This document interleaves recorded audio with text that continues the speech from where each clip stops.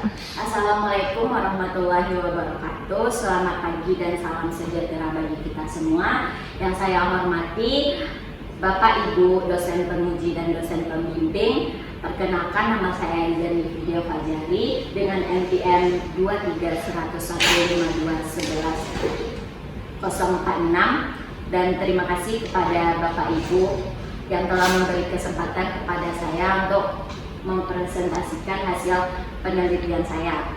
Pada kesempatan ini saya akan mempresentasikan proposal penelitian saya yang berjudul Evaluasi Kegagalan Drainase di Kota Padang. Penelitian ini membahas penyebab terjadinya kegagalan fungsi drainase serta memberikan rekomendasi perbaikan agar sistem drainase dapat bekerja lebih optimal. Selanjutnya, saya akan menjelaskan latar belakang penelitian. Kota Padang merupakan salah satu kota yang sering mengalami genangan hingga banjir ketika terjadi hujan dengan intensitas tinggi. Kondisi ini menunjukkan bahwa sistem drainase yang ada belum mampu mengalirkan limpasan air secara optimal.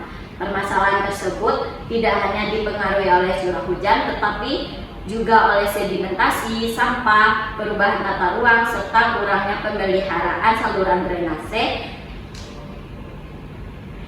Jika kondisi ini terus dibiarkan, maka genangan akan semakin sering terjadi dan dapat mengganggu aktivitas masyarakat maupun merusak infrastruktur. Oleh karena itu, penelitian ini dilakukan untuk mengevaluasi penyebab kegagalan drainase, baik dari aspek teknis, kelembagaan maupun perilaku masyarakat, sehingga dapat merumuskan solusi yang lebih tepat. Berdasarkan latar belakang tersebut, penelitian ini memiliki beberapa rumusan masalah. Yang pertama yaitu mengetahui apakah kapasitas saluran drainase masih mampu menampung debit banjir yang terjadi. Yang kedua adalah mengidentifikasi faktor-faktor yang menyebabkan kegagalan fungsi drainase. Selanjutnya adalah menganalisis pengaruh aspek kelembagaan dan perilaku masyarakat terhadap kondisi drainase. Yang terakhir ada penelitian ini bertujuan menyusun rekomendasi perbaikan agar sistem drainase dapat berfungsi secara optimal. Tujuan penelitian ini adalah mengevaluasi kondisi drainase di Kota Padang melalui perbandingan antara debit banjir dan kapasitas saluran. Selain itu, penelitian ini juga bertujuan mengidentifikasi penyebab kegagalan drainase dari berbagai aspek. Kemudian memberikan rekomendasi perbaikan yang dapat diterapkan untuk meningkatkan kinerja sistem drainase.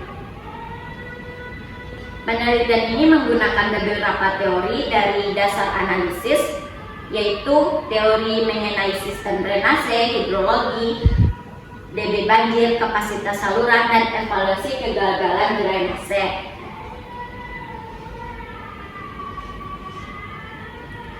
Penelitian ini menggunakan metode deskriptif kuantitatif evaluatif. Data yang digunakan terdiri dari data primer berupa survei lapangan dan data sekunder yang diperoleh dari BMKG, Dinas PUPR, dan BPS. Selanjutnya dilakukan analisis debit banjir menggunakan metode rasional serta analisis kapasitas saluran menggunakan rumus Manning. Hasil kedua analisis tersebut kemudian dibandingkan untuk mengetahui apakah saluran masih mampu menampung debit banjir atau telah mengalami kegagalan fungsi. Tahapan penelitian dimulai dari studi literatur, kemudian dilanjutkan dengan survei lapangan dan pengumpulan data. Setelah data terkumpul, dilakukan analisis hidrologi dan analisis kapasitas saluran. Hasil analisis tersebut kemudian dievaluasi untuk mengetahui apakah kegagalan drainase, sehingga pada akhirnya dapat disusun kesimpulan dan rekomendasi penelitian. Berdasarkan hasil analisis, diperoleh bahwa debit banjir jauh lebih besar dibandingkan kapasitas saluran drainase. Kondisi tersebut menunjukkan bahwa saluran existing sudah tidak mampu mengalirkan debit air yang terjadi. Selain itu, hasil survei yang juga menunjukkan adanya sedimentasi, penumpukan sampah, serta kerusakan saluran yang semakin memperburuk kinerja drainase.